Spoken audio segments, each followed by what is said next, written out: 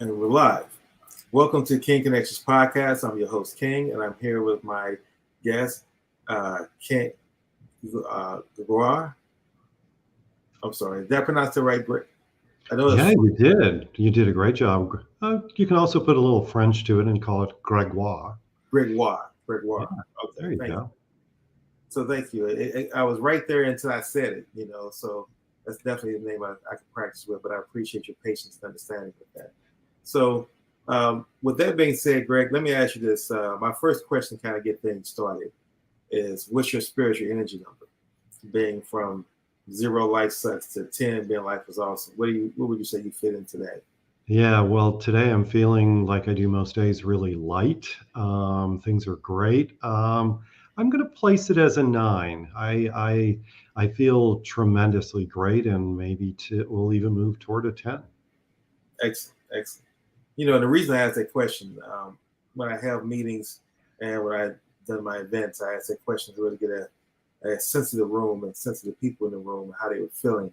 So I felt that if anybody, I got any less than fives, then folks were not going to be engaged, they weren't going to be present. And I would ask people to leave the room. Not that I would end the call, but I just realized that if it's going to be that energy level, it's going to be adversarial. It won't be as productive. But when people are 8, 9, 10s, then to me, miracles can happen.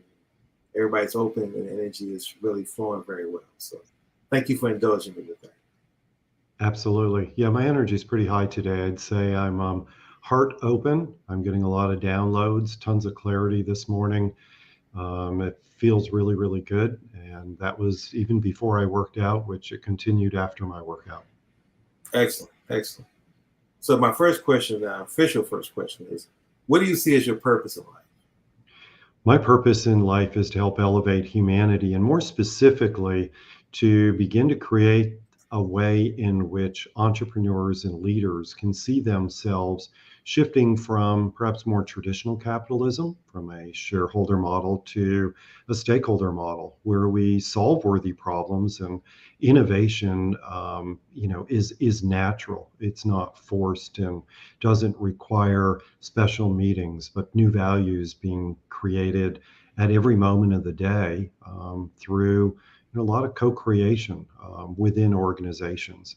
I think people are starving for that opportunity, and so for me, it's about that shift, and it's really needed. I think employees, as well as consumers, are making it very well known that the shift needs to take place. Employees are saying, "I want to work for some place that the the job means something, and the work that we're doing is going to solve something, whether it be for planet or whether it be for society."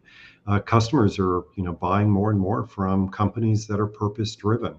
And I believe that consumers and employees are our best cues for where to strategically position our business. And it's not the other way around.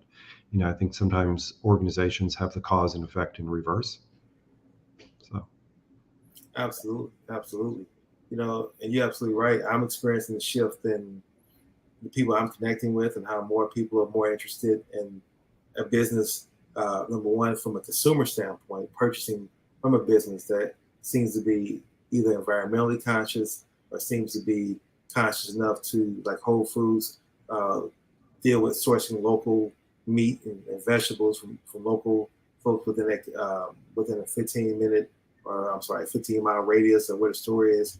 So then, more importantly, just leaders I'm connecting with who are really, Carl Jung talked about these four archetypes that we go through, and the maturity archetypes being number one, you start off as athlete, warrior, then statesman, then you transition finally to spirit. And I think everyone's at the statesman's level that I'm meeting, where you realize that there's more to your life than just you. And you have a broader perspective and a broader consciousness of how can I affect the world. And it's not just I want me to survive. I want to make sure I win. It's what can I do to sustain my legacy or even live my legacy from a broader context. yeah, that reminds me of something, even looking at it from the standpoint of an organization. We look at care and culture as one of the tenets of conscious capitalism. And that really means a culture of trusting and caring.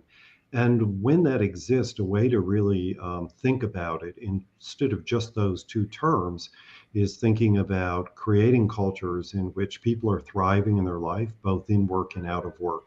And it's become much more extraordinary for organizations that are doing that. I've got, certainly many great examples. Patagonia is one of them, and there's smaller organizations like Big B Coffee, and they're a franchise that are really focused on that. And when that happens, employees are just naturally motivated and aligned to that higher purpose. It gives them that deep sense of meaning that's essential to them in their life, and it creates the alignment within the organization in which people are naturally growing. Motivation factors, are just natural. I find it interesting that for so many years now, and really past 20 or so years, how organizations have been focused on, well, how do we get our employees motivated? And they focus really on the tactics of motivation, when really the simplicity isn't just in hiring good people. Good people are there. People coming into the culture is what makes people extraordinary. So when you have that right culture, and that culture is anchored with that real deep sense of purpose, people show up in the standpoint of feeling cared for, irrespective of even how their performance is. Now, that doesn't say that we would keep an employee that's not performing well, but the notion of treating an individual in a human to human capacity makes an extraordinary difference, where employees have an opportunity to share what they think and express where they are in life, how they can contribute the say, and how they can contribute to an organization. Those things naturally occur. It doesn't mean you don't nurture them and create the format and the way in which they exist. But growth, we oftentimes hear about growth, but I think a misstep in organizations is that growth is tied to what that person needs to put out more product and services, or to do more of something, versus growing so that they actually grow in their entire life. And they can be a better contributor in society, and in their own family unit, in the community in which they live and they work. And then going back to meaning, once employees, have that deep sense of meaning, and you can align, doesn't mean an employee's own purpose or the meaning for them is going to be 100% aligned with the company's higher purpose. But as long as you've got a good value set, and there's a reasonable set of motivation around the the higher purpose of the company, you begin to see employees aligning. And, it's not to say that they would work for nothing, but the notion of now having to be paid to do something that's fun, they need to be paid, and they need to be paid well enough that they don't have to think about it, but they're willing to give a lot more. And it isn't about the receive, because in terms of monetary, and again, they have to be paid well, but it's the aspect of giving, because they understand in giving is how they grow, and all these benefits come about. Absolutely, absolutely. I couldn't say it better, and thank you for sharing that. Which leads to my next question around conscious leaders, because we hear that term quite a bit in this world now, and I think it's a lot. People may use it interchangeably with just plain leadership, just to put conscious in front of it because it means awareness, but really being aware of what, I think, is what really defines it in my perspective. But how would you define a conscious leader? Yeah, to me, it's a really big subject. And I know a lot of people try to put, labels on it and stuff. And I think that's really helpful. I think of it in terms of more of being authentic and being integral to whom you are is the first thing that's essential.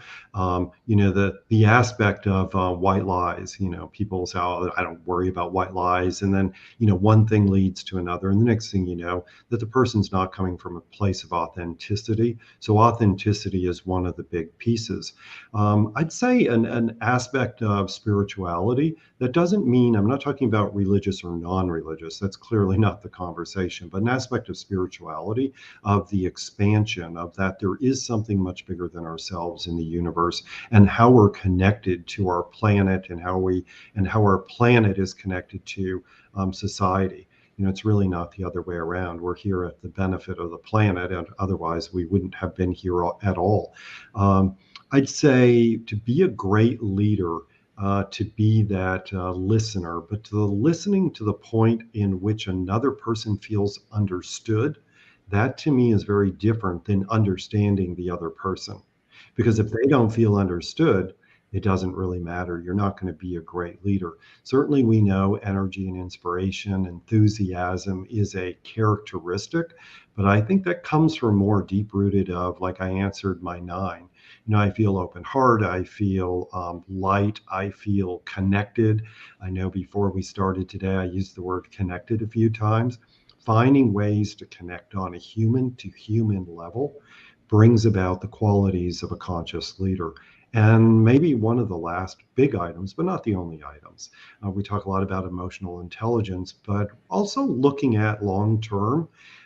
It's the win-win-win notion. We want to be looking at how can everybody win, and it's not the carrot and the stick. How can we cause people to do more and increase our earnings each quarter, and then quarter after quarter goes by, and what is life like? It's a constant struggle. Taking a look at decisions that we have to make and how we think about how we execute on major initiatives, looking at the long term is very helpful, because the long term is what creates a sustainable company. Constantly making decisions in the short term becomes more challenging. Sometimes it's easy, becomes more challenging for others. And over time, it is one of the things that leads to high turnover, also leads to dissatisfaction by customers. Absolutely, absolutely. That's definitely a very thoughtful and, I would say, from my understanding, accurate definition of conscious leader. I can agree with and accept as well. Um, which now my next question is one of my favorite questions, which is, what are you most grateful for? Yeah, big loaded question. I'm going to say a number of things. The most grateful is a hard one. Perhaps one of the things I'm most grateful for is the opportunity to serve as a servant leader. So that's something I'm extremely grateful for. It's not something that I take lightly, and it's something that I have to continuously work on. I don't believe one can say I am. You can say you're a conscious leader, but there is a depth and a breadth of being a conscious leader. So many attributes that go into it. And that servant leadership is really important. I'm definitely grateful personally for having great health. And the notion of doing the things that are necessary to maintain high energy, but productive high energy, being able to get downloads and lots of clarity to solve bigger worthy problems that we're facing. Whether it be income inequality or climate change or gang violence, whatever it may be, having that opportunity is a major gift. Absolutely, absolutely. Servant leadership, I think, is the best. Really, is lacking from our politicians who claim to be servants of the people, but more likely, I think they're servants of their own agenda. So I wish I would see more of that. I think the world, at least with the United States, would definitely operate differently if we had truly servant leaders in that place with that mentality. You know, um, my next question is: what is the mission of Symphony Advantage? Yeah, Symphony Advantage. So, what our mission is to help create the widespread adoption through the development of tools and resources that organizations need, and not necessarily just small, definitely medium and in public corporations as well. It's not easy to move from a standpoint of being more traditional capitalist and shareholder and driven by that investor mindset and the pressure that shareholders place on organizations. But how to move beyond initiatives. ESG is extraordinary, but oftentimes is more of an initiative to appease two different parties, and one certainly could be investors, the other could be customers want to know that you're doing something. So one of the ways in which we get involved is we're a little bit like the when you think about like B Corps and you think about ESGs and et cetera. We're the gateway. Conscious capitalism and our organization, Symphony Advantage, is a gateway to be able to do the real meaningful work and operationalize these very different initiatives, so that collectively companies begin to receive a much greater return on their investment, because no company is going to survive without being profitable. Conscious companies do extraordinarily better. And certainly those oftentimes in the media, when we think of purpose-driven companies, over the years, they do almost 400% better than their traditional peers do in terms of returns on the stock market. And these are just not one-time figures. These are studied year over year. They're analyzed and they do extraordinarily better. And one of the reasons they do better is because they're not having to play games with things like marketing and make these short-term trade-offs, or I should say long-term to short-term trade-offs. They're able to operate in a way in which they can truly be authentic. And I mentioned one company. And you mentioned another one, but Patagonia and Whole Foods, and there's so many today. The number is growing, in which they're doing a really, really good job with that. So Symphony Advantage is a way of being able to take a lens, look at an organization, find that hidden opportunity, and bring the resources together, the structure, operationalize it so that organizations can move forward. And that oftentimes requires what most people would call change management. That world and terminology has evolved significantly, but working with the top team and understanding what the new possibility is, it's really, really exciting. Not just because I say it's exciting. CEOs and leadership teams are looking for ways to re-energize themselves as a result of where we are in today's trajectory. And I'd say one of the bigger challenges companies have that we do play with, I mentioned hidden opportunity, is help them look into the future, which is harder to do. We no longer look 10 years out. We might be able to look a year out, work with some futurists. We try to stay very abreast of that work and contribute, but understand what's going on so that we can not just respond, but we can be ahead of the curve so that we're no longer thinking about the old days of the BHAG and crushing competition, but we're looking at creating new value to deliver to our various stakeholders and our customers, which allow us to become more competitive naturally and possibly even make more money. Absolutely. You struck several of my key characteristics in there.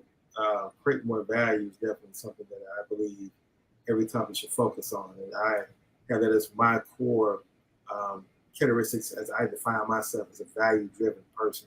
So I think at the end of the day, that's what people look for, especially with inflation being the way it is now, everything costing more than it cost before. People really want value for the money they have to put out. And if they're getting value, and it's a value question, it's not a affordability question, is what I always like to have those kind of conversations with individuals. So I love that you mentioned that. Yeah, the flow of what's happening on an operational basis isn't entirely reversing. It's becoming more of a hybrid model. But if you look at a more traditional operating system and focus more on shareholders, on making money, on the conversations, how do we get that high performing team? We all want it, but how do we get it? And a lot of focus on that tends to create an awful lot of noise that's going on. And when you move over to a shareholder model, it's about bringing the shareholders that are in common with you. They have some shared values. They understand your purpose. You understand theirs. There's alignment there. You begin to work together to create that new value, which has a ripple effect. And so your suppliers are creating even better products to meet your customers' needs. And you look at every single stakeholder along the way.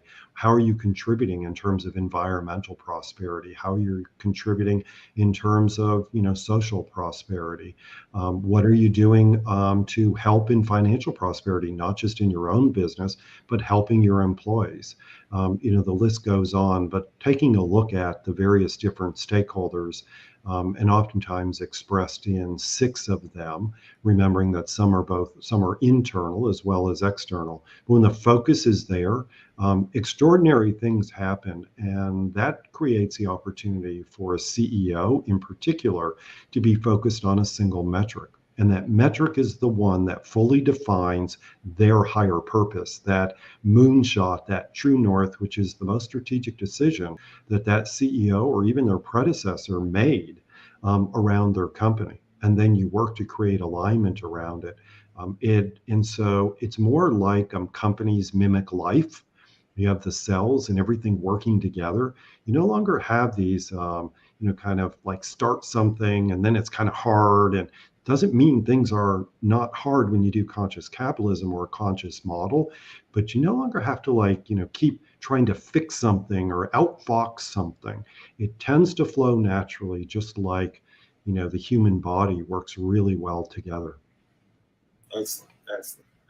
And speaking of which, what do you see as some of the key challenges small businesses face when implementing the four principles of conscious capitalism?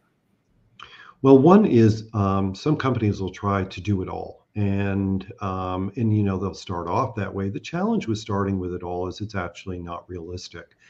In the most ideal world, it doesn't mean it's going to be the most ideal for every organization. In the most ideal world, when a company does understand its higher value, I want to repeat what that maybe really specifically means, that higher purpose. A lot of times we've heard about purpose, and it's been so talked about, and there's a lot of different definitions. What higher purpose means is solving a worthy problem for society or planet.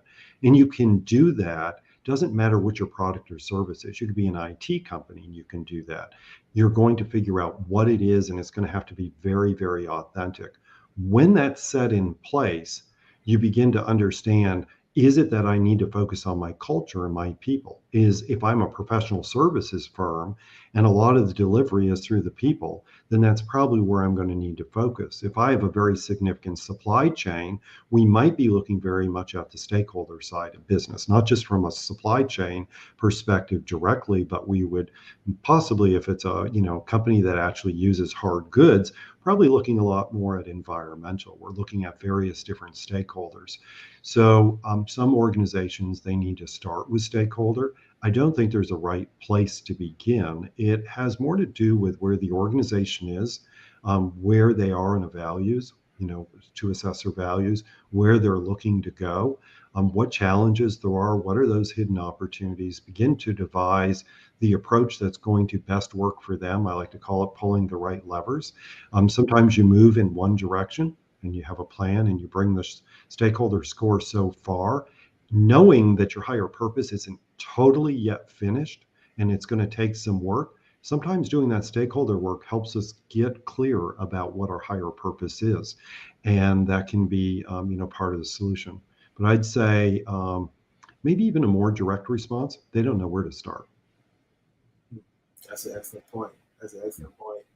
So now, you talked about before ESKGs, benefit corporations, conscious capitalism, conscious business friends. There's all these new movements coming along of companies that have this higher purpose, how they define it, but they all agree they want to do something more than just make money, something more for the environment, to be more aware of the impact that their business brings to the ecosystem. And so my question now is, with that movement spreading, how do you see that aligning with social impact capital and social impact investors to come together to really start putting capital towards those kind of high purpose endeavors? Yeah, so with the various different organizations, there's extraordinary work going on with each of them, and they all need to be applauded. Their approach may be different, but they're definitely working toward kind of the same thing. How do we shift the nature of capitalism? Say one of the challenges that does exist for organizations and therefore does come back to investors, and it's a lot like looking at ESGs and other things, is what are those key metrics that are in common? And until those key metrics are really agreed upon in common, it can be more challenging. I believe that I mentioned it earlier, and a friend of mine kind of termed it yesterday during a call. I used gateway earlier, but when you look at the various different movements, and even the like whether it be B Corp or whether it be ESGs or it's simply something else, those organizations are kind of like the gateway drug to conscious capitalism, because conscious capitalism is a way of being able to express how to move forward. It gives you more of how to move forward. You don't have to be one of the others, but if you are, there's a higher evolution to creating that conscious organization. Even if you have a company that's done everything and has very, very high marks as a B Corp, for example, there's more that can be done and even better returns that can be achieved by moving forward in a more conscious path. I would say that one of the things that distinguishes conscious capitalism, and it is one important distinction, While all the organizations talk about purpose, the purpose is still not clear enough. The purpose has to be solving a worthy problem for society or planet. That's what employees want. In fact, 7 out of 10 employees in the United States will say that they want to be working for a company with purpose. About 50+% of employees say that if their company is with higher purpose, if their company isn't doing something in the next couple of years, they're going to leave, which a lot of people say, well, that's been happening with the Great Resignation. It has been, but the difference is, unfortunately, the Great Resignation has been pinned as like this event, and that it's something that happened specifically during the pandemic. And a lot of it has to do with the pandemic. And the truth be known, the Great Resignation is a result of what's been going on for the last 7 to 10 years. The futurists and the people that I work with have been seeing this and have been talking about it for a long time. And that's something, that organizations are still a little bit hard-headed around. Maybe not the politest way to say it, but I think there's a lot of truth to that. We see things a certain way and we believe that the things that we've done in the past are still going to work. And it takes organizations a long time to come up to speed unless they're working with people who can see into the future and understand what's going on. And that's one of the reasons why some organizations do extremely well. And in the conscious model, that becomes more natural. It's no longer like you have to go revisit that as a conversation. It's a natural way in which it works. Again, it's like companies mimic life. It all begins to work together. We don't pay attention that our heart's beating. It just simply beats. I'm not saying business is easy in a conscious company. Wow, when you're faced with a trade-off and there's only one right decision to make, it doesn't mean it's an easy decision, but the process in which we get to that right decision invariably leads to something much greater. It could be innovation, it's the creation of new value, it could be the new opportunity, whatever it might be. So I think today's business leaders, and it's not just at the leadership level, it's at every level within the organization, have an extraordinary opportunity to use our minds and to use our intuition, bring out more emotional intelligence, bring out the attributes to being a very conscious individual. Bring that to the workforce, and that can be done at every level in the organization. The notion of top level boards of directors and senior teams setting the strategy, I think, is a really big mistake. They certainly have the ability, from almost like with all the MBAs and experiences. The reality is some of our best growth and strategy comes from the fringes of the organization, the people who are touching the customers and clients on a day-to-day basis, or in the factories, in other places. I have seen it. I've seen it in my own companies that I've had in the past. I don't have big companies anymore. I've seen it with client companies. Some of the best innovation comes from within the organization on the fringes, and now really understanding how to engage with our stakeholders in a broad level, not just a few stakeholders, but look at the stakeholders and then look at the groups and identify some people in each of those to be a partner in moving your business forward while you help them move their business forward. Create those synergies. You now have connections, and things get tough. You're working with each other because things do get tough. You can have things that happen that are outside of our control. COVID is not in our control. Some would say it was predicted. I know some folks who did, and they were pretty accurate and did so quite a while ago, and every year would update it. That takes a little bit of a leap of faith for a lot of people, and most are not there.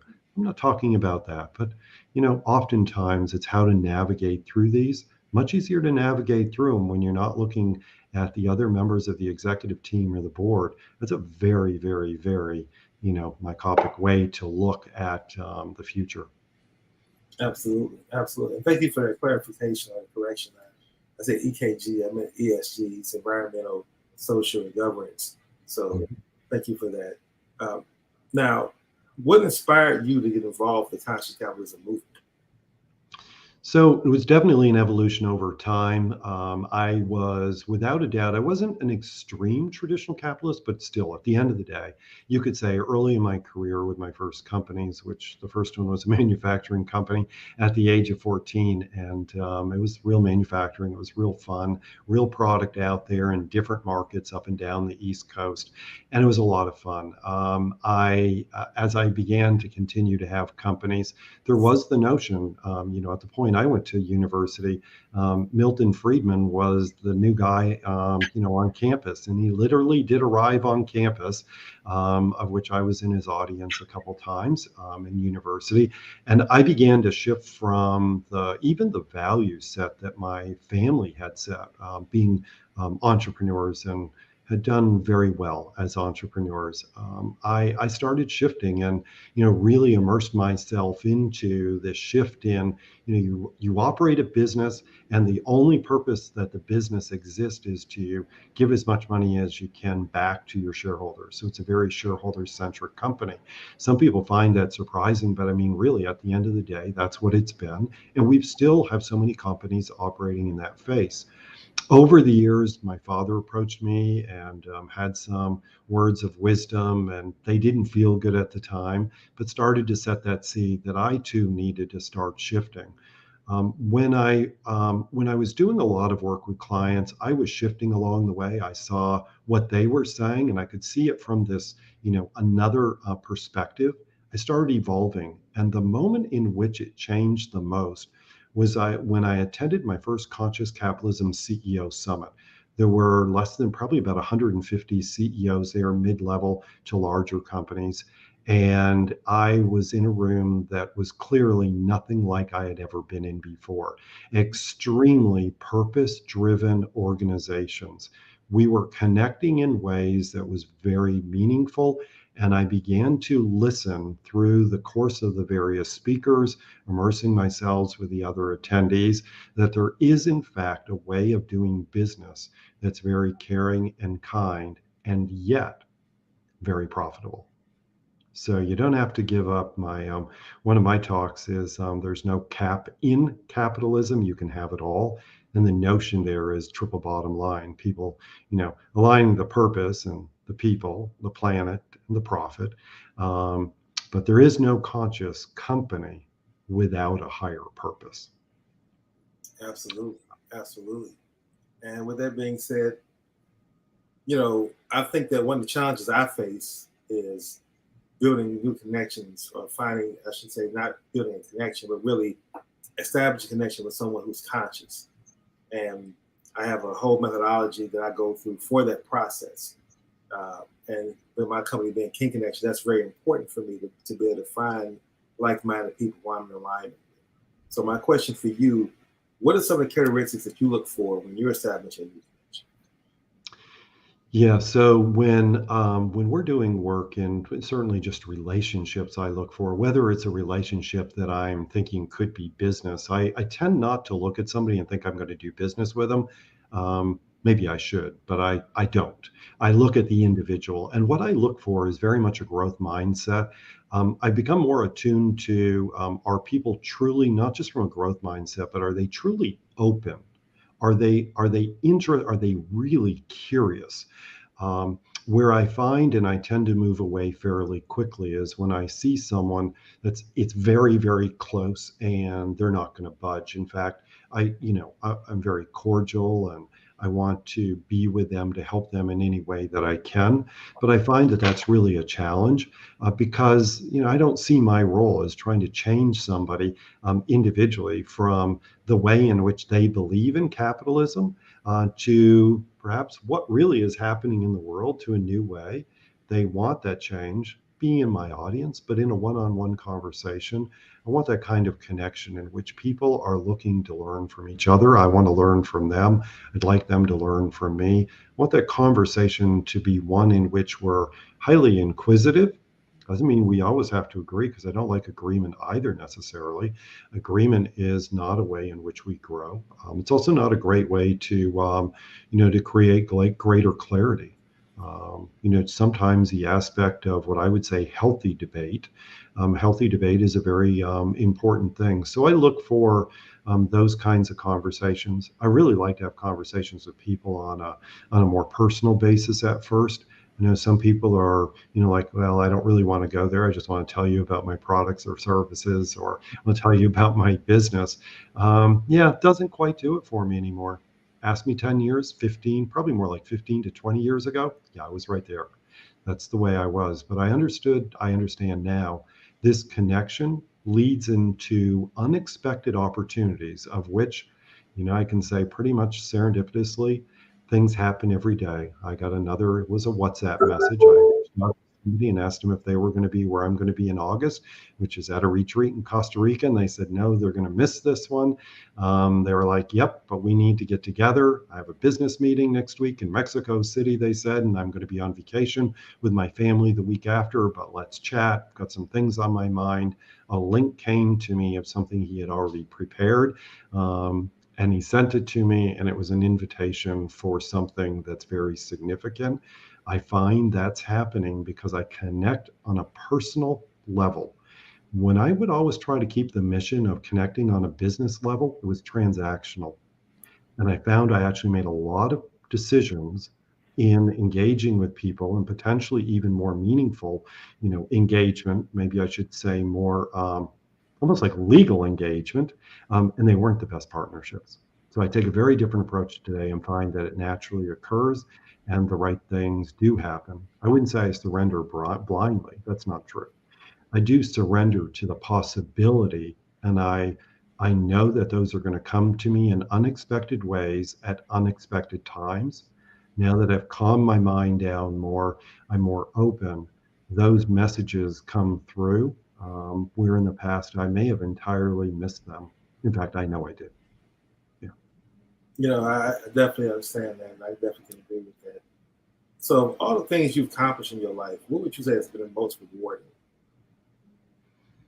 Wow.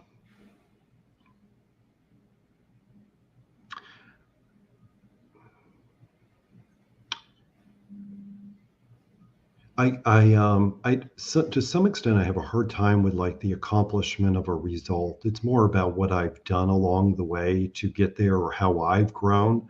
Maybe one of the greater accomplishments is what I've been talking about. Well, it's not maybe. It is definitely one of my greatest accomplishments is my own evolution, moving not just from a traditional capitalist to a conscious capitalist, but the notion of how I've had to move and grow. Um, Through this process to become, with integrity, in integrity, with one, has been extraordinary. To get to a place in which there is higher levels of joy and connection, and the lightness in my life allows me to show up in a way to the universe, to show up to society, to show up in my community, to my family, to friends, hopefully here today. It's perceived as a much deeper place, and that would be, the greater accomplishment, is how I've, grown. I was fortunate. I was raised in a way in which my parents and my family unit was extraordinary. And I really, really mean that. In fact, I wondered sometimes, because things were quite smooth for me. I wasn't um, like it wasn't made easy for me. I don't want that to be misunderstood. It was like having the right culture in which I could express and explore and make mistakes, find my way. I was really fortunate to have that, and it has paid off. I'm very thankful to, in particular, my dad, and my mom, who I just spent time with, in Vermont, and it was extraordinary. She was up from Florida. Spend some time with her, and I'll be spending time with her in Maine and New Hampshire again soon. And my dad's not with me anymore, but my dad in physical form, my dad is very, very much with me. We had, some things in common. We had some things totally not in common. But as an entrepreneur, who is successful, and today, if we took a look at conscious capitalism and we went to measure him on what I'd call a stakeholder score, which would be back a long time ago, 40 years ago, we had measured his company back then, he might have fared pretty well. So I think one of the lessons that I learned from it, not just how I was raised and how this gift came about, but was also the fact that before this notion of Milton Friedman or others who wanted to promote this more, centered aspect of the purpose of business is around making money at all cost. Um, I think that there were aspects of conscious capitalism very seated in the past. I don't want to go back 200 years ago, but I think there was a period of time in my dad's years when I see more attributes. Either that or my father was just so far ahead of his time, because he understood a lot of what I would call stakeholder engagement. Thanks. So, what are some of the morning rituals that you practice to keep yourself in such a positive? You began by talking about working out. Is that one of them that you kind of Yeah. get a positive state of mind? Yeah, working out is really important to me. The first thing I do when I wake up, in general, is I have a cacao ceremony. I love cacao. I find it's heart opening. The more that I use it, the more benefit I see. It's definitely ceremonial. It's not just something you drink. You've really got to think about it. It does help me create that deeper connection to Earth. And the more that I understand this deeper connection, light bulbs do go off. I have to say that. If a lot of this, if you'd asked me 10, 15, 20 years ago, you'd hear a very different story. There's been a lot of growth and evolution, for me in the past many years, and certainly even in the past many months. But this cacao ceremony is one thing I do. I don't follow necessarily some of the other things every day. I look at what I'm called for. I get up very early, 4 a.m. every morning, 7 days a week. That's very traditional for me. Oh, it doesn't matter where I am. I'm pretty much going to be up very early every morning. And I might journal some mornings. I do free flow journal. What's on my mind? What's going on? Just even if I don't know how to start it, I just start it and I write. The other thing I'll do is I'll meditate. I don't meditate every day. There's some meditations, guided ones that I in particular like. They set me because of the tones that are going on. They have a really big impact. I use my bows, and I can clamp them right on my ears. I find that that works really, really well because no other distraction. And it's about a 30-minute meditation. I did it this morning. But working out for me is extraordinary. I put on my ruck pack. It's just under a mile to where I work out that I go each way. So I get, a good little over a mile and a half just to my gym exercise with 35 pounds on my back. It feels great, and gets my heart rate up a little bit. I enter the gym. I don't work out for hours in the gym. I'm really great with a 35, 40-minute workout. But I like doing it 7 days a week. So I have to really look at which body parts and not overtax them. The thing I find amazing about working out is that I have more energy. This morning, there was a lot of downloads going on. I've noticed that more frequently, a lot more clarity. That can go on for very long periods of time for me. And usually, what gets me off my game is heavy travel. Heavy change in sleep pattern, sometimes going to different time zones. You're going to have to do it, or there could be events that are going on. I need to stay out much later, or I might be on. I do take some pretty good retreats, not just organized retreats, but I call even the time in which I rejuvenate a retreat. And so I might go to our farm in Vermont, which is actually our primary residence, not Boston, but I'll go up to the farm, and it's just a great place to unplug, or other places around the globe. Excellent. Excellent.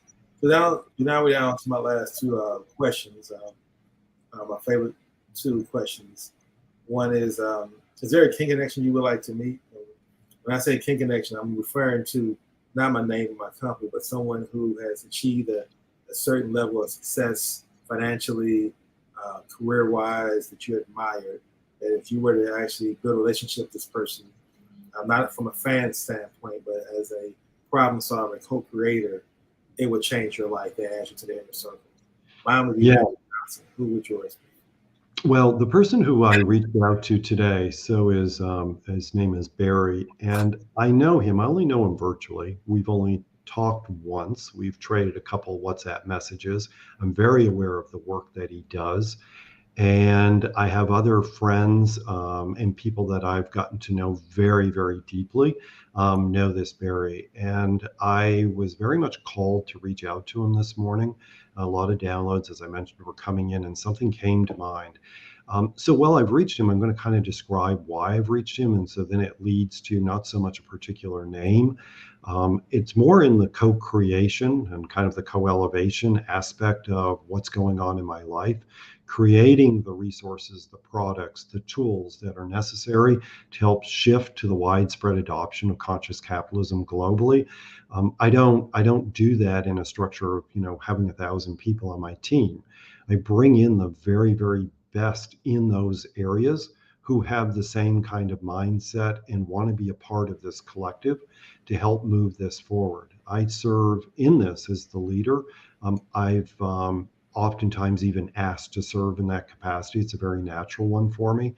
So I look for people who want to be working on stuff. Not they don't enter the conversation. Here's one thing that doesn't work. So I can give you an idea that doesn't work. Somebody who enters the conversation and their conversation is intentionally around what part of this am I going to get? I'm not interested in that. There's always more than enough for everyone. That's a very, very limited mindset. I look for a massive growth mindset in an individual, and this Barry has that. I'm very well aware. He also has a very heart connected personality and mindset. He operates from heart and kind of the oneness. That's a great alignment. But you said not celebrities, but I always like to add it out there. The one person, if I was talking about a celebrity, I like people very much on the fringes. I do not like people like myself. I like people who are, a bit edgy, have something different. I like to be knocked off. I wouldn't say necessarily like I'm a big eccentric person, but I just don't like plain vanilla people very well. I mean, I'm okay with them, but if I'm going to be challenged and, stuff, I like people who are going to challenge me.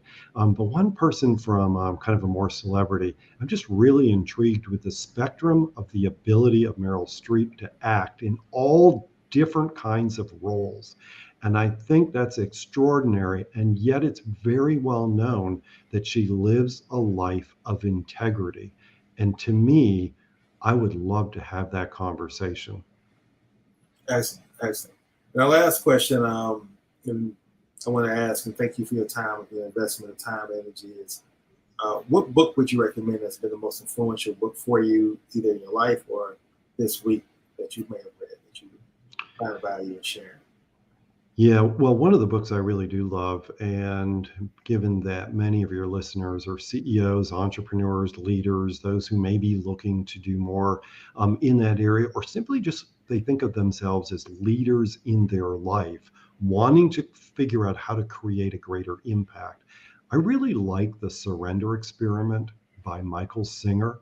It's certainly a very, it's in, I don't know how many languages now, and I have no idea how many copies have been sold because I think a lot more people have listened to it now than the copies. I like both. The first time I read the book was a number of years ago. Since then, I'll listen to it about once a year. I like listening to Michael because Michael brings himself to the books, especially The Surrender Experiment. Some may know him through The Untethered Soul. If you're an entrepreneur, you're that type of leader, a CEO, a leader in an organization, I would actually suggest The Surrender Experiment. The other one is Conscious Leadership. John Mackey is the one of the authors of that. Recently, I put it out on my social feeds. We do a book every week or two. Conscious Leadership is a great book because it brings the attributes of what does it mean to be a servant leader? What does it mean to be a conscious leader? And even how to do that in the context of stakeholder capitalism. And today, looking in the headlines, stakeholder capitalism is a big piece. And he'll talk a little bit about higher purpose. One of the most Googled things during the pandemic, one of the most Googled phrases, by the way, were in the notion of purpose and higher purpose. It's one of the most Googled terms. And there's no surprise. It wasn't just during the pandemic, it had been leading up for a number of years. And I think, that's one way with a fairly straightforward read to lean into a little bit to what does conscious capitalism look like and mean. Excellent, excellent. Well, Ken, thank you again for your investment of time and energy in today's show. If you could just share your contact information to folks and get in contact with you who I'm sure that found value want more information from? Yeah, best way is go to our website, www.symphony, like Symphony. So it's like symphony as in orchestra. Symphony Advantage, ADVANTAGE.com. So symphonyadvantage.com. Fill out contact form and it will make its way to me. They all do. Another member of the team will look at it, but they all make their way to me. And it would be great to simply just engage in a conversation and to see how I can help any of your listeners move forward. Excellent. Thank you, listening audience. This has been King Connections Podcast. I hope you enjoyed it. And for those, please have a blessed and productive day. Thank you all.